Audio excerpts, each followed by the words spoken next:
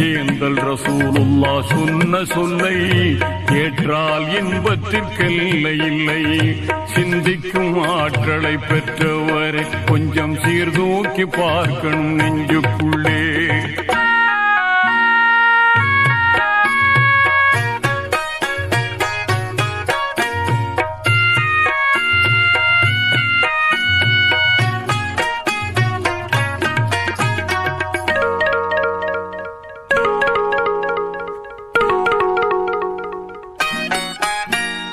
உழைப்பவர் வியர்வை உணரும் முன்னே அவர்க்கு ஊதியம் கொடுத்திட வேண்டும் என்றார்.